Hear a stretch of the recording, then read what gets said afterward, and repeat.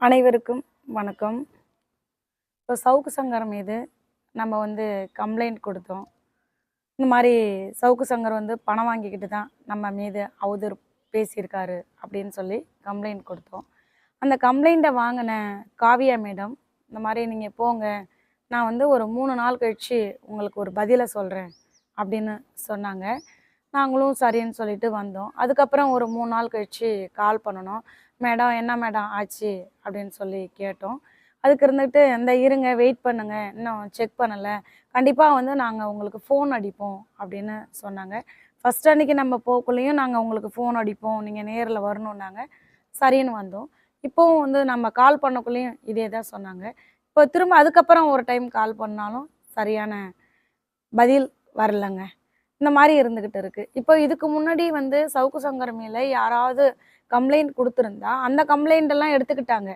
இதுக்கு முன்னாடி யார் கம்ப்ளைண்ட் கொடுத்துருக்காங்களோ எல்லாத்தையும் எடுத்துக்கிட்டு சவுக்கு சங்கர் மீது என்னென்ன செக்ஷன் போட முடியுமோ அத்தனையும் போட்டாங்க.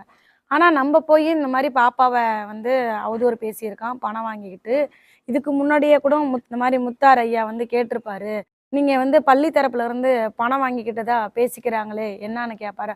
ஆமாம் அதுக்கு என்ன, அப்படி தான் வச்சுக்கோங்களேன் அப்படின்னு சவுக்கு சங்கர் திமிராவும் தெனாவட்டாவும் பதில் சொல்லியிருப்பாங்க. இப்போ ஒருத்தன் பணம் வாங்கலைன்னா ஆமாம் அப்படி தான் வச்சுக்கோங்கன்னு எதுக்கு அவன் வாயாலே அவன் ஒத்துக்குவான்? நினச்சி பாருங்க. இப்போ சவுக்கு சங்கர் வாயாலேயே அதை ஒத்துருக்காப்புல. சரி, இருந்தாலும் நமக்கு போதிய ஆதாரம் இல்லாமல் இருந்தது. இப்போ பிரதீப் சொன்னதன் அடிப்படையில் தான் நம்மளும் போய் கம்ப்ளைண்ட் கொடுத்தோம். ஆனால் அந்த கம்ப்ளைண்ட்டு இது வரைக்கும் எந்த ஒரு எஃப்ஐஆரும் போட கிடையாது. எந்த ஒரு நடவடிக்கையும் எடுக்காம தான் மௌனம் காத்துட்டு இருக்காங்க காக்கி சட்டை.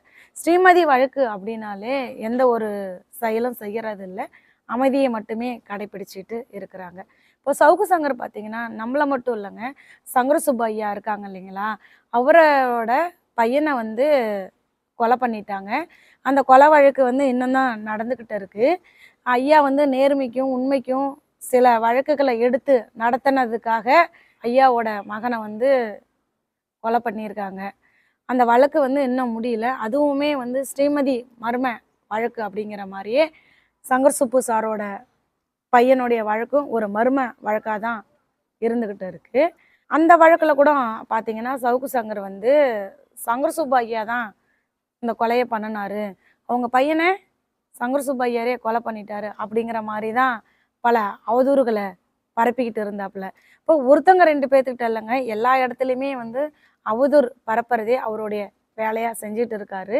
அவர் செஞ்ச வேலைக்கு நம்ம கம்ப்ளைண்ட் கொடுத்தா அதுக்கான தக்க நடவடிக்கை எடுக்காமல் அமைதியாக இருக்கிறாங்க. இன்னையோட 13 நாட்கள் ஆகுதுங்க. எஃப்ஐஆரோ இல்லை சிஎஸ்ஆர் காப்பியோ எதுவுமே தர கிடையாது. நம்ம இதோட 2 டைம் ஃபோன் பண்ணி பார்த்துட்டோம். சவுக்கு சங்கர் மீது ஆன்லைன் கம்ப்ளைண்ட் யாராவது கொடுத்துருந்தாங்க கூட அதுக்கு கூட நடவடிக்கை எடுத்தாங்க. ஆனால் நம்ம நேரில் போய் கம்ப்ளைண்ட் கொடுத்து கூட இது வரைக்கும் எந்த நடவடிக்கையும் எடுக்காமல் ஒருதலைபட்சமாக தான் ஸ்ரீமதி வழக்கு அப்படின்னாலே நடந்துக்கிட்டு இருக்காங்க. அது ஏன் எதனால அப்படிங்கிற மர்மம் தெரியாமல் நம்மளும் போராடிக்கிட்டே தாங்க இருக்கிறோம். சவுக்கு சங்கருக்கு தான் இப்படினாலும் அந்த கார்த்திக் பிள்ளை மீது நம்ம கம்ப்ளைண்ட் கொடுத்தோம், அதுவுமே கண்டுக்காம தான் இருக்கிறாங்க.